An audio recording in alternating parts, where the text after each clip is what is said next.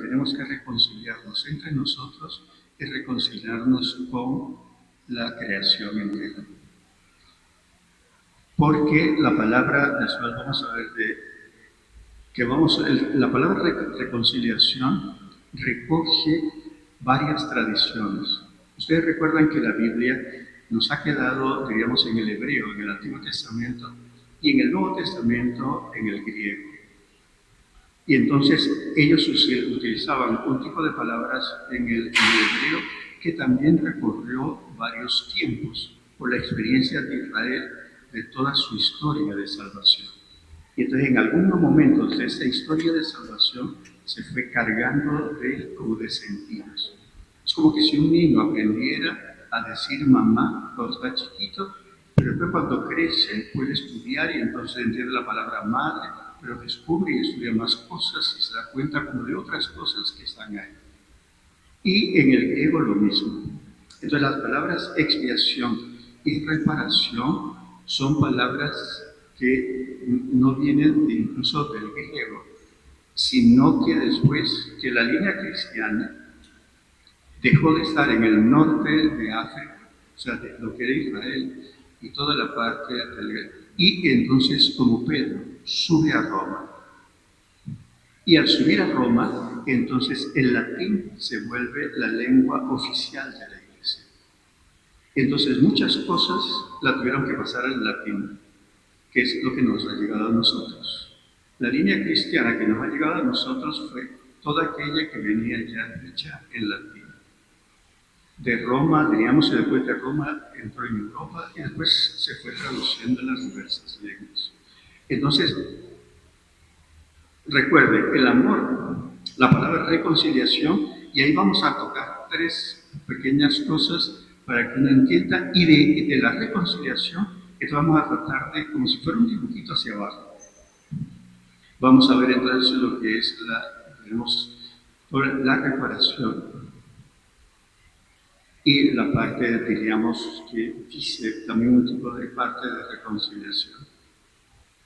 Entonces, en la palabra reconciliación, Israel a lo largo de su historia fue encontrando o fue descubriendo varias cosas en esa reconciliación. Primero, la palabra que usaba de reconciliarse también tenía un sentido como de salud física. Cuando el cuerpo se reconcilia, adquiere la salud. Todo él trabaja y funciona bien. Y entonces, en algún momento dado, esa palabra de reconciliación tenía un momento dado de curación. Eso va a llegar también hasta Jesús. Por eso en algunos milagros que me curó, para una tradición venía una cuestión de curarme, quiere decir que me reconcilió con algo que dañaba mi cuerpo, dañaba mis cosas. También la palabra reconciliación, en un momento dado, lo que dice es que el cosmos y todo lo que me rodea, la creación, se reconcilia con los seres humanos, o nosotros con él, los seres humanos. Quizás hoy es algo parecido a lo que estamos hablando de cómo tener cuidado de la naturaleza. Pero para los antiguos no era solo la naturaleza, era el cosmos entero. Porque ustedes recuerdan que Israel siempre dijo que ese Dios creó cielo y tierra, creó las aguas de arriba, las aguas de abajo, todos los relatos de la creación. Los días, como lo fue haciendo la creación como si fueran días, hasta el sexto, entonces hizo hombre y mujer. Y ahí hace también un caminito. Entonces hay una parte de la palabra reconciliación que también abarca que el cosmos también se reconcilia y nosotros tenemos que reconciliarnos con el cosmos, cielo y tierra, en esa imagen. Y diríamos, después también, esa otra palabra de reconciliación termina también en una concepción como sociopolítica. Por eso Israel tiene que ser bendición para todos los pueblos. Es cuando invita Dios a Abraham que salga, le dice, te haré padre de un pueblo numeroso. Todos aquellos que te bendigan, Dios los bendecirá. Y tú vas hacia los otros pueblos como bendición. Entonces, teóricamente, Israel tiene que ser bendición para los otros pueblos, no maldición ni nada. Entonces, también hay algo sociopolítico que se reconcilia. Entonces, tenemos como tres cosas. Tenemos esta cuestión que tiene que ver con la reconciliación del cuerpo. Se hace que otra vez todo funcione adecuadamente, entonces tiene un sentido de curarse.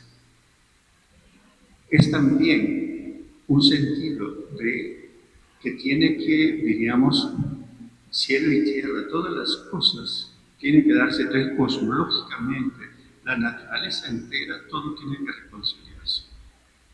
Todo eso guárdenlo porque cuando vamos a entrar en expiación y reparación, va a recoger todo eso.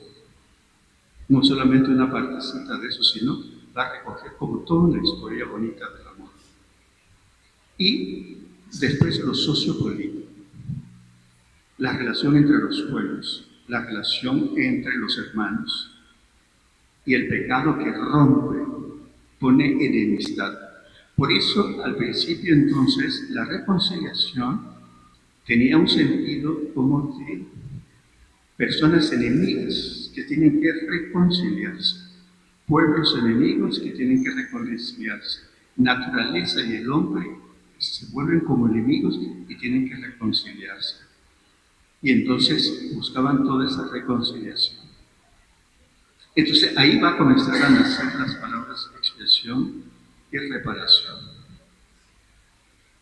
El problema está en que en esa historia muchas veces los pueblos y la línea cristiana a lo largo de su historia fue reflexionando sobre algunas palabras.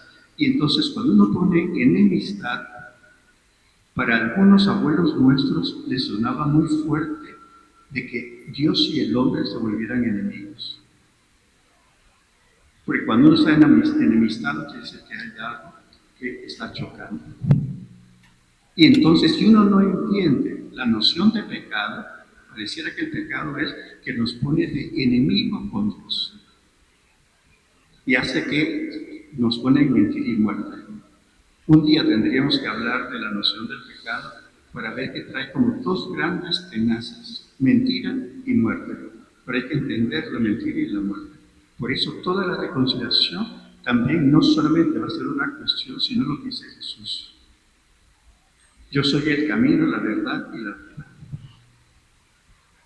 Entonces es verdad, vida para lo del pecado y el camino, la posibilidad de caminar con un amor para que verdad y vida siempre vayan de la mano. Entonces eso es Jesús. Entonces en esa historia comenzaron a pensar y dice, el hombre, aunque peque, no es del mismo tamaño de Dios. Es como que si un niño chiquito llegara aquí y me pegara, entonces yo me le quedo viendo y si yo le pego es distinto mi cuerpo, porque no hay comparación. Y entonces ellos decían, no hay comparación, uno no puede golpear a Dios porque nos supera.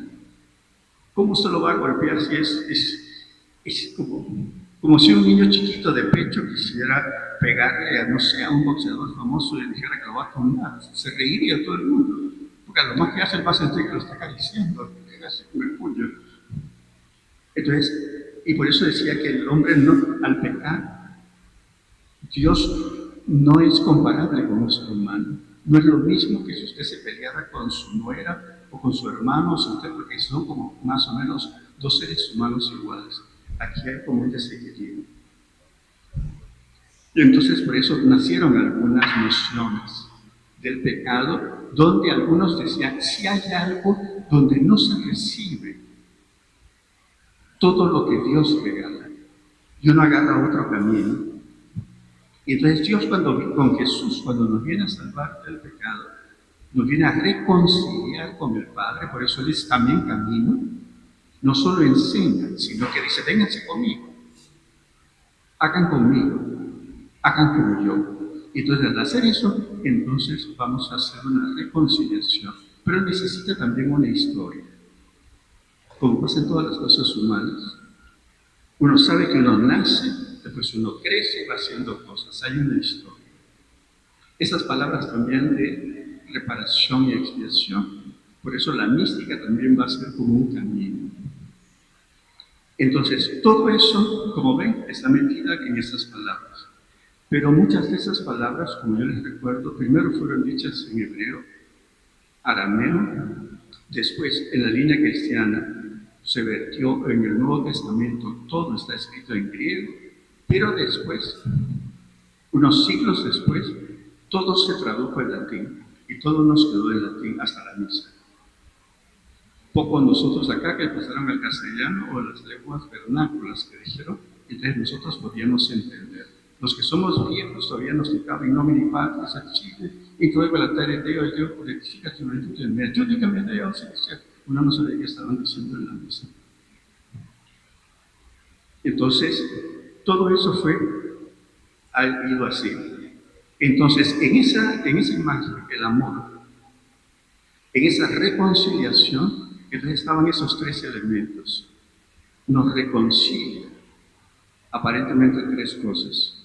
Pero viene también después una experiencia de lo que se llamaron los místicos. Personas que de alguna manera su experiencia de relación con Dios tenía experiencias o pasaba por cosas que ellos sentían y que entonces trataban de ponerlo en palabras humanas. Es como cuando uno quiere a alguien, un hijo le dice a su mamá, mamá, yo te quiero. Pero si uno le pregunta a ese niño, ¿qué significa? Cuando él está diciendo, mamá, yo te quiero, el niño se le vuelve difícil explicar todo. Porque él dice, yo te quiero abrazar, yo quiero ir contigo, yo quiero acostarme contigo. Entonces se llena de un montón de cosas para tratar de explicar yo te quiero. Entonces los místicos pasan lo mismo. Tienen una experiencia de amor donde se reconcilian con Dios, pero no es una reconciliación en el sentido de que si van a decir que se sienten pecadores. ¿En qué sentido van a decir que se sienten pecadores? No que anden pecando. Cuando uno oye al místico o a un santo que dice yo soy un pecador, no significa, uno entiende que mire, que si se emborrachó, se puso en fuego, va a saber qué cosas, se divorció de su mujer, se volvió un sentido sobre su esposo.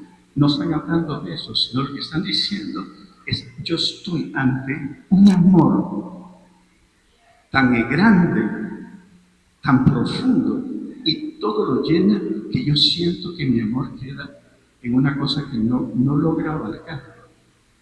No logra recibirlo, no logra corresponder. Siento que siempre quedo. Es como que si usted quisiera y le dijeran, beba el mar, usted empieza a beber solo de mentira, se muere y todavía siente que no ha llegado ni siquiera a un pedacito del mar.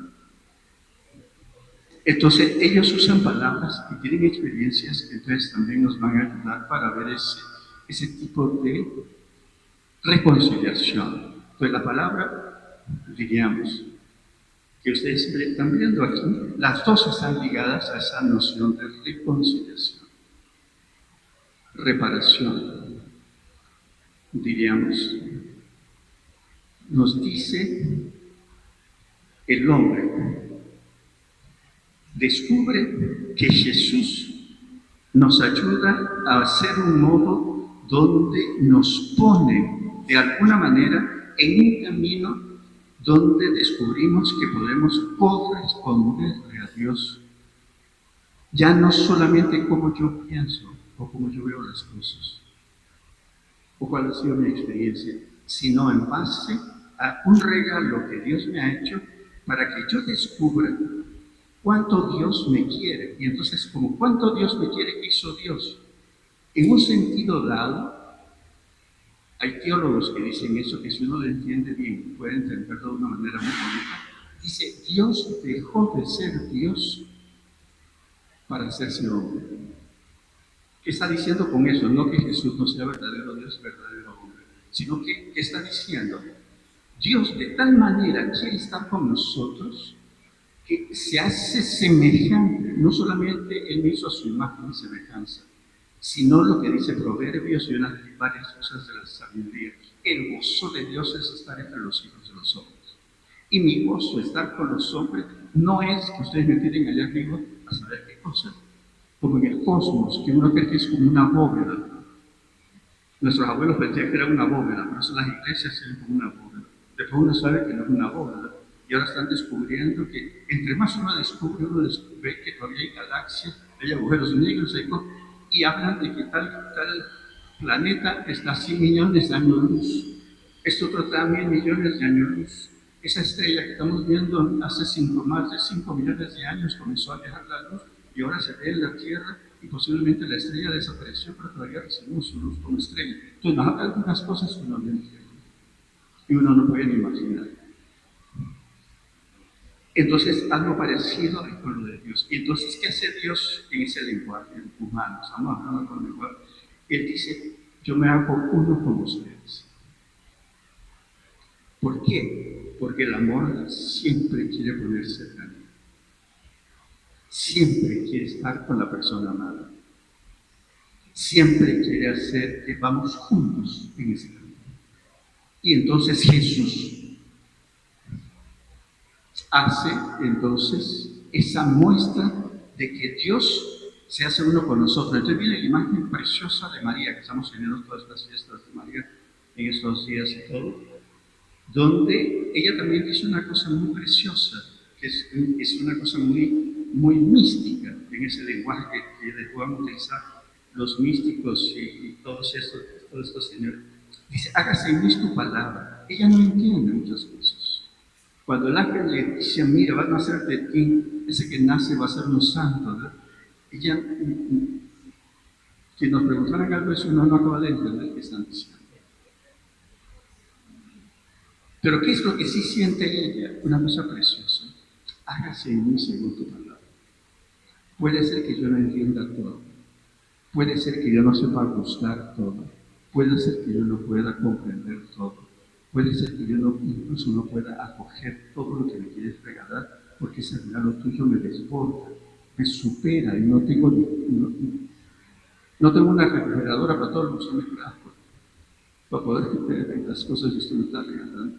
Pero ¿qué dice? Hágase en tu palabra. Entonces, todas esas cosas van a terminar estando ligadas a la persona de Jesús. Entonces, en ese dibujito que hemos hecho del amor, la reconciliación, para ver ¿cómo se llamaban las dos cosas que estamos viendo? La reparación. Y todo eso se une en Jesús. Entonces la iglesia empieza a reflejar, Jesús es el verdadero que nos repara y hace todo posible para que nosotros logremos encontrar y llegar a ese amor de Dios. Por eso los místicos y los santos y todos esos que hablan, en el fondo terminan teniendo una experiencia muy profunda de Jesús. Es con Jesús que ellos sienten que entonces lo que dice, van a poder hacer el camino, van a poder encontrar la verdad y la vida.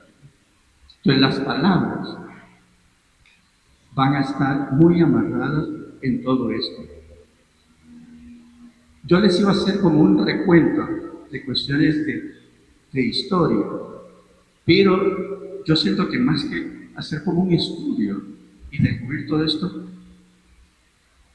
hacer esta relación. Tenemos que descubrir que hay un gran amor de Dios. Él va a reconciliar todas las cosas, lo que dice Pablo.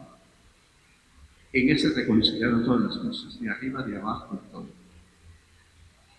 Entonces se reconcilia. Pero la reconciliación más grande que Dios quiere es que mostrarnos y que nosotros nos demos cuenta cuánto nos ama. Y que nosotros podamos tener una experiencia ese amor profundo de Dios. Tan es así que hay místicos o personas que tratan de ayudar en un proceso espiritual para que uno haga un camino espiritual. San Ignacio, el nuestro, tiene una formulación, dice, el hombre es creado por Dios. Y la Biblia lo dice, no es que lo estoy diciendo. ¿Qué significa eso? Si uno lo entiende o tiene una experiencia profunda. Eso que me llamo yo, mi persona, yo sé que tengo padre y madre, tengo familias, tengo todo, pero tengo que descubrir que en medio de todo eso, yo soy el regalo de un acto libre y amoroso de Dios. Si yo me pusiera en el espejo y yo tratara de decir, ¿quién soy yo? Uno puede pasar así. Hay niños o niñas que a ciertas edades hay lo que se llama la especularidad, el espejo. En las escuelas infantiles se ponen a los niños en el espejo para que vayan descubriendo su cuerpo, sus cosas, y se mueva así, y uno se ve ahí, y tú dices, ese soy yo. Uno sabe que no es ese, no es yo, pero dice, ese soy yo. Y entonces, si una vez se pone en el espejo, a ver si uno pudo haberse preguntado en un momento dado, ¿realmente quién soy yo? Y de repente uno dice, yo me llamo Juanita, o yo me llamo José, yo sé que mi papá es este, mi mamá es esta, mi abuela es esto. Pero de todas maneras la pregunta sigue, ¿pero quién soy yo? ¿Realmente quién soy yo? Y uno ve, yo tengo manos, dedos, todo, pero ¿quién soy yo? Entonces, eso es de una parte. Entonces, en esa pregunta, lo que están haciendo los místicos es, trate de descubrir que sea lo que usted va a hablar de Dios, usted descubra que usted está ante alguien que de alguna manera ha hecho un acto libre y amoroso de Dios. Si usted quiere responder a la pregunta, ¿quién soy yo?, tendría que decir, yo soy el resultado de un acto libre y amoroso de Dios. Y yo tengo que tener esa experiencia. Entonces comenzamos a entender expiación y reparación. Entonces, si yo soy el acto libre y amoroso de Dios, ¿cómo tengo que hacer para eso que yo soy el regalo de Dios? Y entonces yo me descubro que yo soy un regalo de Dios. Pero tengo que creérmelo, porque yo les digo eso y ustedes dicen, qué bonito habla el Padre, pero uno dice que eso es mentira. O a saber en qué millo se encuentra eso como un premio, a ver si me encuentro un animalito que sale en algún... Uno no lo cree, los místicos van a hacer el esfuerzo de decir que eso es posible, uno puede tener esa experiencia profunda de ese amor de Dios. Y entonces, ¿qué dice? Usted al hacer eso, ¿usted qué va a descubrir? Que ese Dios siempre lo supera. Ese Dios siempre será más grande que usted, más grande de lo que usted imagina, más grande de lo que usted puede decir, más grande de lo que usted puede pensar, más grande de todo el tiempo que usted tiene como historia, siempre será más grande. Pero lo bonito es que ese que es más grande es el que siempre quiere estar conmigo. Él me dice, yo soy. ¿Y quién es eso? Pues lo dice Jesús. Siempre será más grande, pero Él siempre quiere estar conmigo. Entonces hay la desproporción.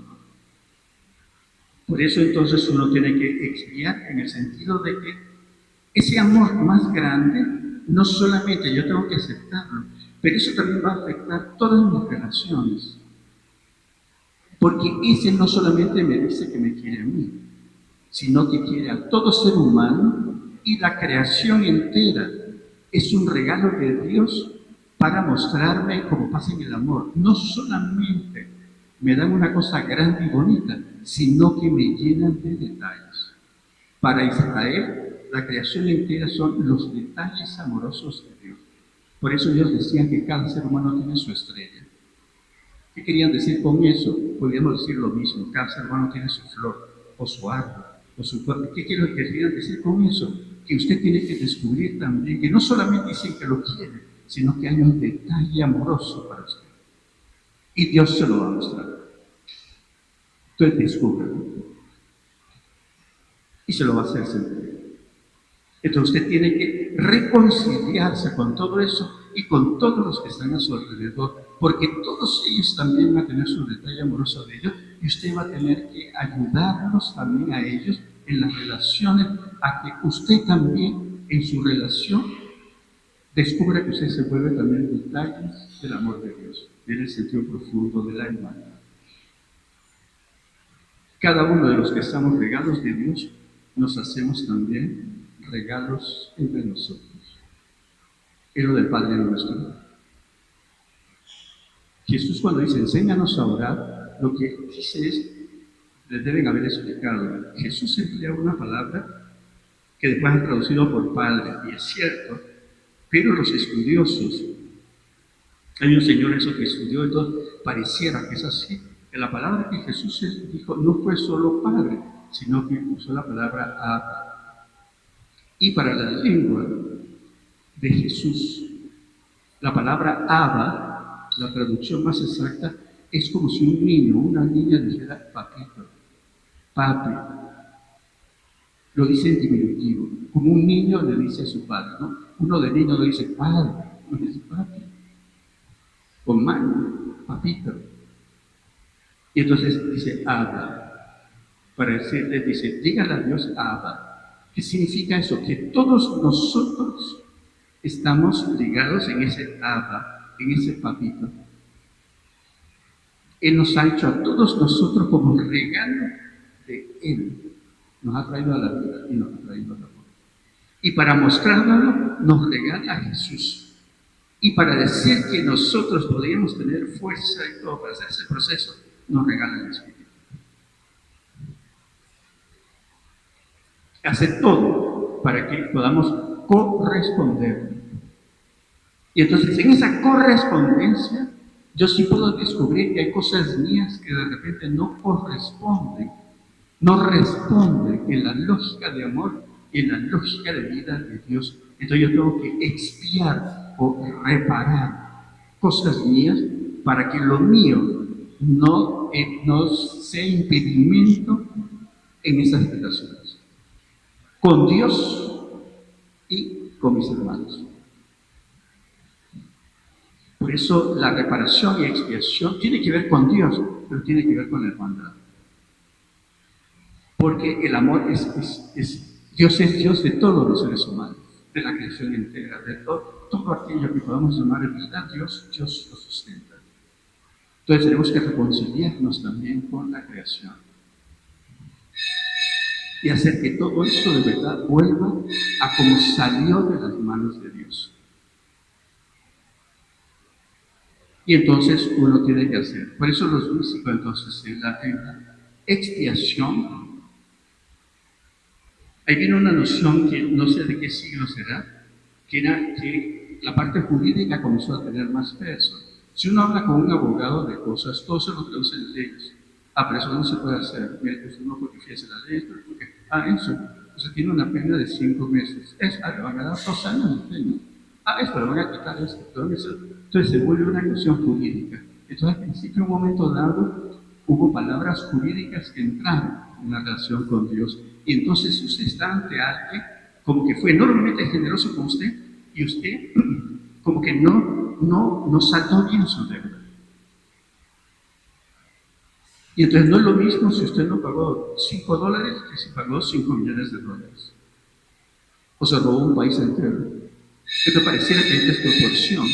Entonces en esa desproporción, entonces comenzaron a ver en Jesús que Jesús vino a reparar y a hacer todo porque Él era el único que sí podía como corresponder a Dios en todas las cosas. Nosotros los seres humanos siempre quedaríamos endeudados con Dios y nunca podríamos reparar ni expiar ni reparar adecuadamente porque Dios era una cosa infinita con una cosa que era peor que una hormiguita de abajo. Y entonces comenzó a venir esa concepción como que si Dios fuera como un juez, y a veces se usó la palabra, Dios es un juez, que entonces está midiendo de acuerdo en las penas y todo. Y nos llevaron en un momento dado por ese camino. Sin matar, yo no estoy diciendo porque también pasa incluso, cuando uno se confesó, decía, no tiene que hacer esa María, tiene que hacer esto, como si con eso ya yo pagaba mi deuda, pues, mi pecado. Esos tres Ave Marías o el Padre Nuestro, vamos a penitencia y todo ya se acabó. Y eso no es que sea malo, porque eso venía en una idea muy preciosa de cómo encontrar en la oración otra vez el encuentro con Dios. Pero era difícil explicar por qué 3 y no 5, por qué 5 y no 15, por qué 15 y no 3000. Y se volvió una cosa de estar contando. Y entonces en un momento dado se entró en una línea cristiana. Y entonces la palabra expiación fue que nosotros no éramos incapaces de poder volver a Dios. Y hiciéramos lo que hiciéramos, nunca podíamos volver a ser como corresponder a todo lo que Dios nos regala. Entonces, ¿qué tiene que regalarnos? A Jesús, porque Él sí puede expiar, porque Él no solamente es hombre como nosotros, sino que es Dios. Entonces, Él sí puede, entre comillas, pagar toda la deuda. Él sí. Entonces, por eso usaron así también la palabra de expiación. Pero estaban teniendo una experiencia de Jesús para romper esa imagen que se entró mucho tiempo, como de solo ver a Dios como un juez. Y Jesús dice, es cierto que es juez, porque pone verdad, Él no pacta con la mentira ni con la muerte, pero no es solo juez, es padre. Entonces no te mide solamente como un juez, su medida es la medida de padre. Y además que un padre que ya dice desde el Antiguo Testamento, y Jesús nos va a demostrar, que su gozo es estar con nosotros, es lo que no queremos. Los místicos logran tener esa experiencia. Por eso la gran Teresa va a decir en un momento dado, vivo sin vivir en mí y tan alta vida espero que muero porque no muero. ¿Qué está diciendo? Una cosa preciosa. Ella ya no le importa ni siquiera la muerte. Porque aquí, o en eso que vamos a llamar muerte, o en eso, en todos lados, va a encontrar a su Dios. Que nos da miedo, sí, pero mi experiencia es que es Dios el que voy a encontrar. Quizás de diverso modo, lo voy a sentir de diversa manera, pero es el mismo amor nuevo que voy a encontrar. Yo por eso le explico a la gente que habría que explicar que la muerte es el último parto definitivo. La primera experiencia que tuvimos de muerte es en el parto. Y se puede explicar, y tiene toda la lógica de parto. En un momento dado, nosotros tuvimos 9 meses o 7 meses o lo que sea en el vientre de nuestra madre. Nuestra pobre mamá, todas las cosas. Uno primero nadaba como un renacojito ahí. Cuando uno creció ya la pobre mamá ni nos aguantaba. Era como estar llevando una mochila de 7 libras o la tierra, que sé, todo el rato así, hasta para dormir. Entonces, bueno, cuando nos acomodamos a madre para salir, comenzó un proceso donde madre nos quería retener, porque eran 9 meses que había pasado, hemos pasado en el vientre materno, y ella descubría que iba a perder algo. Nosotros que estábamos en el vientre, estamos hablando con lenguaje nuestro de ahora, ese niño nada de eso entendería, si lo hablábamos de esta manera, ese que está no entendería nada. Pero nosotros sentíamos que nos iban a botar, nos iban a sacar por fuera, nos iban a expulsar. Y es toda la lógica, porque cada vez más, también dicen que por eso el parto natural, nuestra mamá, yo por eso cada vez es una verdadera maravilla, una mamá de azul. Todo está hecho para cuidar esa vida y los detalles de esa vida, como hace Dios. No basta que nos den luz, tiene que haber detalles de cariño.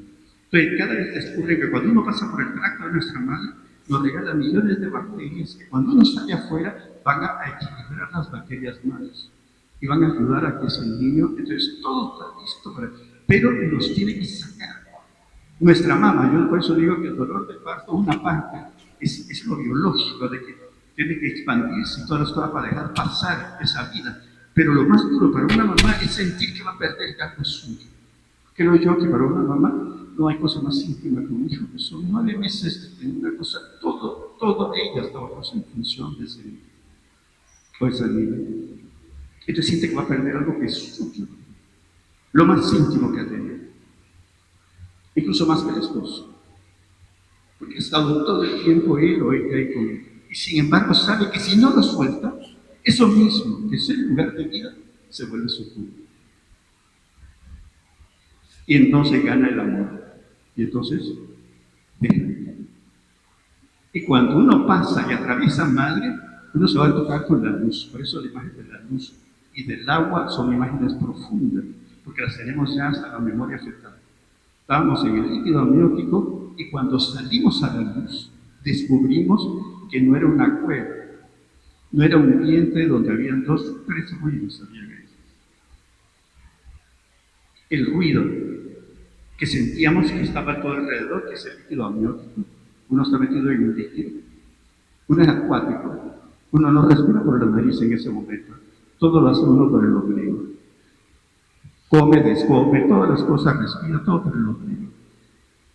Y entonces ese ruido del líquido amniótico, y después uno va a descubrir que hay otro ruido, por eso cuando uno nace, nos colocan inmediatamente y nos ponen en el corazón de nuestra mamá y nos pegan al pecho, porque vamos a oír ese otro ruido que durante 7 meses estuvimos oyendo, el corazón de nuestra mamá, que nos acompañó día y noche durante 7 meses, 24 horas cada día. Y el tercer ruido, los que estuvieron alrededor de nuestra madre. El oído dice que el feto es lo primero que se forma como a los 2 meses. Entonces uno oye a papás, o si hay hermanos, o todo lo que se oye, no como uno ahora, que está tratando de explicarme si te dice si me entiende o no. Oye todo esto, pero oye todo eso. Entonces uno muere. Entonces cuando uno sale, uno muere al vientre materno. Pero ¿qué descubre uno? Que uno no estaba solo en un vientre.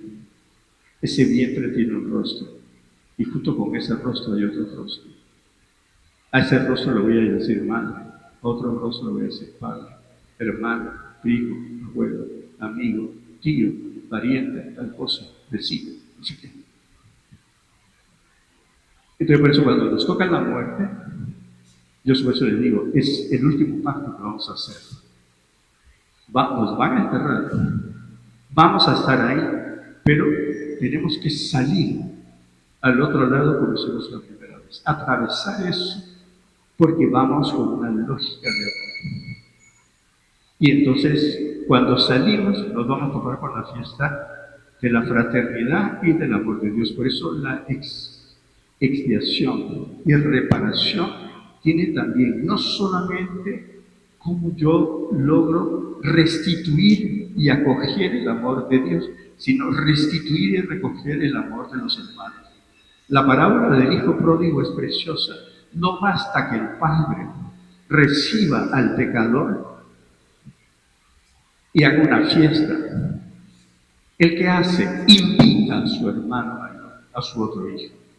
No basta tener una fiesta de hijo, también tiene que haber una fiesta de hermanos. Por eso el otro dice, pero yo quiero una cosa para que lo des con mis amigos. Dice, mire, pero amigos los puedes tener. Por aquí uno que estaba muerto y ya ha vuelto a la vida, estaba perdido y ha sido hallado. Es tu hermano, no es solo un problema de amigos, es hermano.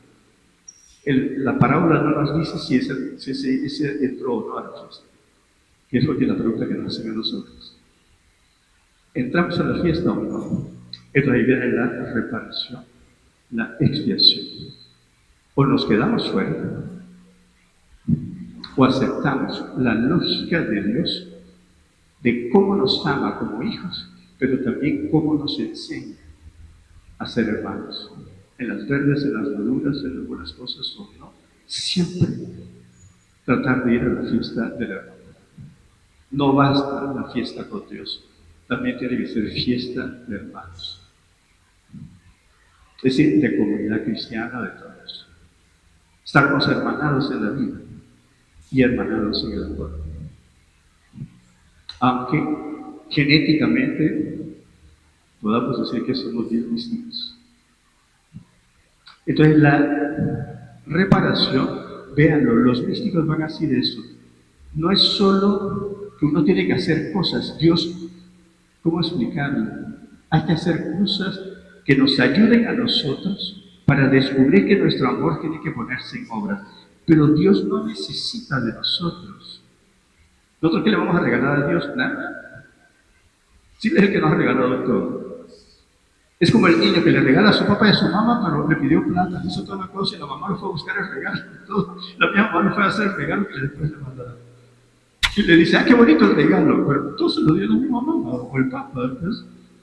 Pero es el acto bonito del niño o la niña que dice, pero yo te lo regalé, papá, usted te regaló, mamá. Y el papá y la mamá se sienten contentos y lloran y todo, aunque sabe que ella fue que dio el dinero para ti, con la niña, aunque no todo. Pero el acto de amor que hay ahí, donde se reconoce que todo lo mío es volver a corresponder a ese amor y a esa vida. Entonces hay que expiar. ¿Qué significa? Quitar todo aquello que me pida corresponder y reparar es cuidar todos los caminos y todos los elementos que hagan posible que yo siga circulando hacia ese amor, no solo de Dios, sino también el amor de la fraternidad. Entonces hay que tener cuidado con los místicos. En el buen sentido de la palabra, cuidado. Me va a pegar la pereza y San Ignacio, el nuestro y otros. No es que yo no lo diga, pero a veces uno se queda como que si fuera una sola vuelta a Dios. Como que si todo lo que me regalan es para que yo pueda decir, Señor, yo aquí estoy. Pero lo que vamos a oír cuando decimos eso es que, ¿y tus hermanos? ¿Dónde están? Regresa para que juntos. Porque me repara, me hace una expiación a mí, pero no solamente para que pueda reconciliar el amor de Dios, sino también en todo momento no perder la fraternidad, la hermandad. Porque todo eso Dios de todo lo creado y de todos los seres humanos. Y nos invita a esa gran fiesta. No sé si hay preguntas, porque yo después quisiera, si ustedes quieren, yo incluso más tarde les puedo, hay cosas escritas. Desde cuestiones de cómo se usaron las palabras, de dónde venían, las palabras griegas, cómo fue eso, históricamente cómo se fue dando en algunos siglos, cómo fueron tratando de resolver problemas, de darse a entender, cómo tan místico, entonces usa esta imagen, tal vez otra mística dice esto, se escribe esta cosa, pero lo bonito es cómo uno puede hacer ese camino de cariño. Y Dios no se pelea con el Papa. Yo puedo tener un Papa y le digo, Papa, usted es Papa. Y Dios no se pone bravo porque yo a él no le digo Papa y a él sí, no, yo tengo 5 papas. Lo que yo estoy diciendo es que ese es mi padre, madre en todo este proceso de la historia. Pero yo descubro que todos nosotros estamos ligados en una fuente de vida y una fuente de amor que le llamamos Dios. Como no tenemos otra palabra, entonces nosotros la fuente de vida y de amor le decimos Papa, Madre. Entonces por eso usamos la palabra con Dios, pero Dios no se pone celoso, ni tampoco deja de entender que uno le diga a su papá, yo te quiero, a mi mamá yo te quiero, pero al mismo tiempo Dios es Padre y Madre para nosotros. De mi padre y de mi madre estamos hermanados en la vida, aunque en la lógica yo descubro, es cierto, en ese regalo de Dios, en esos detalles de Dios, teóricamente, Dios me regaló una persona que yo voy a llamar Padre y otra persona que voy a llamar Madre. Ojalá que cada uno de nosotros tengamos una experiencia donde el papá o la mamá de uno sienta que ha sido un regalo profundo de Dios. Puede ser que no, y entonces uno tenga un dolor o tenga como una herida, porque uno no puede hablar con amor de alguno de los dos o de ninguno de los dos, o sí de los dos. Pero lo que dice Dios es que exista. Entonces, expiar es como poner una balanza para que el amor, sea lo que sea acá, como las abuelas antiguas, que iban a pedir su libra de frijoles, y entonces el Señor ponía una pesa, una cosita que decía una libra aquí, y entonces la cosa iba para acá. Entonces comenzaban a echar el frijol en la otra vasijita de aquí, y cuando se quedaba en equilibrio, entonces decían, tenga su libra de frijol, o su libra de maíz. Entonces la expiación tiene un poco como otra vez volver a equilibrar todas las cosas con el amor, porque yo he estado por fuera de ese amor. Y reparar es poner los medios, buscar los caminos, todo aquello que me hace posible que la imagen esa, que yo pueda regresar a la casa del Padre. No a cualquier casa, no a cualquier lugar, no por cualquier camino, en aquellos que me lleven a mi Padre. Y llevándome a mi Padre, tengo que tener la experiencia que me lleva también al camino de mis hermanos. No sé si hay preguntas. Debe haber muchas porque después podemos... En la reconciliación, nosotros nos confesamos, esa es reconciliación, ¿verdad? Pero en la cuestión de reparación, es cuando asistimos al prójimo y hacemos nuestra comunidad, nuestra casa, y también que trabajamos en una iglesia como laico. Eso es reparación también. Sí, pero véanlo también de esta manera. Puede ser reparación física, por eso a veces en la penitencia nos dicen cosas. Si esta iglesia se cae, dice, ¿por qué no la reparamos? Y eso es bueno. Pero también nos dice, si esta comunidad se daña, ¿por qué no la reparamos? Entonces es distinto de poner ladrillos, distinto de poner los ventanales, de hacer que todo está ligado todo. Porque es como la familia. Yo tengo una casa, yo tengo mi familia, tengo mi ser. Todo está ligado.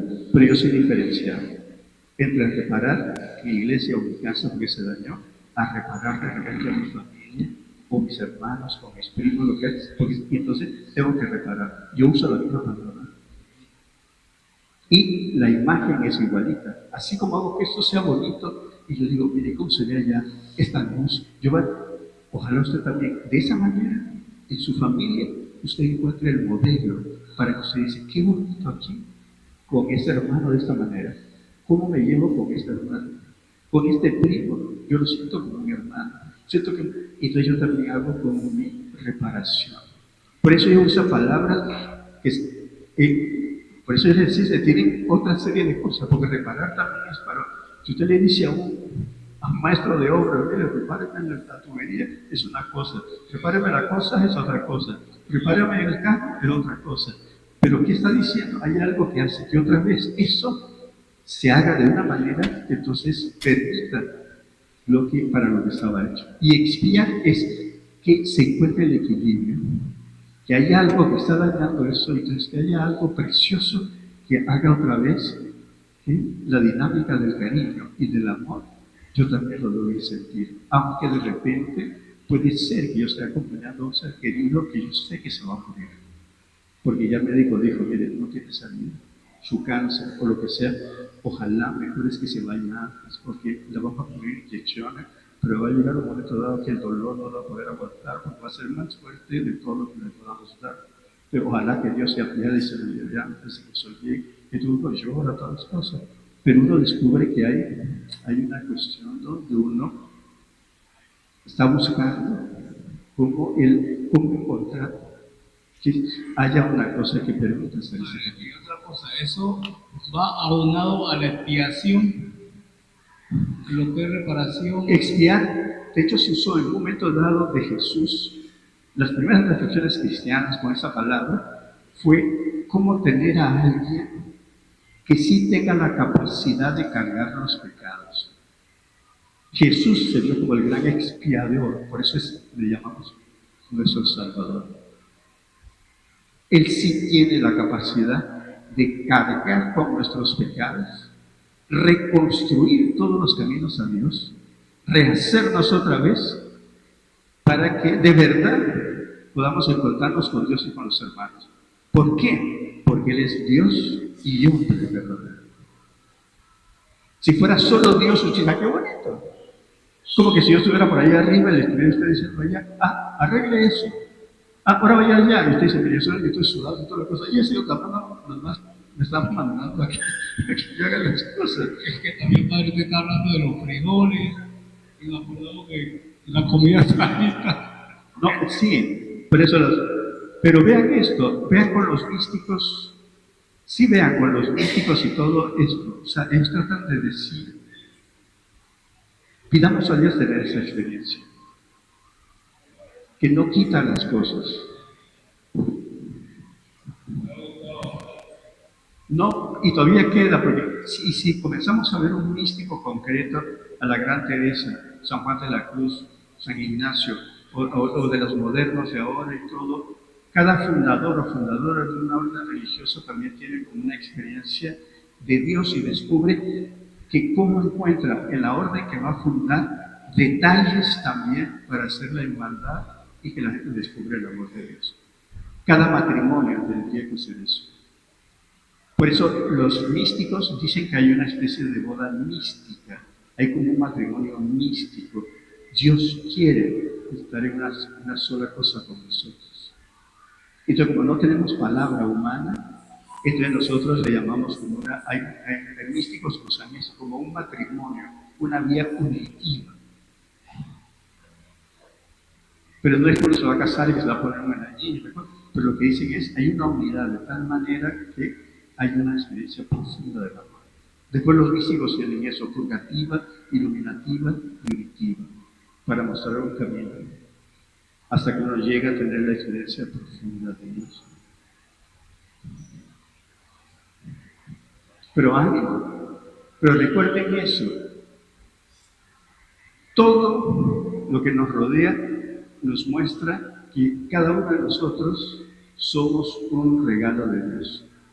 Tengo que descubrir que yo soy un acto libre y amoroso de Dios. Puede ser que nunca lo logre experimentar, pero lo tengo que buscar. Y todo lo creado me dice que Dios no solamente quiere mi vida, sino que son detalles del cariño de Dios. Tengo que cuidarlos para que se mantengan como detalles. Por eso la ecología, todo eso no es solo, tiene una cosa de cuidado de la naturaleza, pero tiene una cosa también profundamente teológica. Es cuidar todo lo creado para que muestre cómo es detalle del cariño entre los seres humanos y para la vida de los seres humanos. Entonces usted tiene que limpiar y tiene que reparar, expiar y reparación. Limpiar y reparar para que todos lo tengan. Mucho ánimo.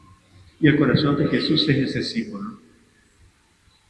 Es lo que con nuestra madre también oímos un ruido que cuando nos pusieron en el pecho de nuestra mamá y nos pegamos a la teta de ella, sentimos que no solamente nos dio a luz, sino que cuando estamos viviendo su leche sabe a ternura, nos quiere vivos, nos quiere que excretamos en la vida. No solamente nos hizo nacer, quiere que vivamos. Entonces, eso es también el corazón de Jesús. No solo nos quiere traer la vida, sino la imagen profunda. Hay místicos que dicen que han bebido la leche. Claro, no hablan de Dios, entonces viene la simbólica de la Virgen María. Porque es la madre de Dios, entonces como que María dio como su leche, su cosa. Pero ellos están tratando de hacer entender esto. No es solo la cuestión física de que de verdad no, sino descubrir esta otra experiencia profunda. Dios no solamente me quiere en la vida, sino que me da todo aquello que me sirve de alimento para que la vida y el cariño se mantengan, se fortalezcan y crezcan. Por eso recuerden 3 verbos que también son bíblicos: cuidar, respetar y hacer crecer. Quizá otro día podríamos ver bíblicamente dónde están esas partes, pero hay que cuidar, respetar y hacer crecer. Esos son los papás. Eso también son los esposos entre ellos. Tienen que cuidar, respetar y hacer crecer su matrimonio. La hermandad sería lo mismo: cuidar, respetar y hacer crecer. La comunidad: cuidar, respetar y hacer crecer. Para que entonces esto nos vemos.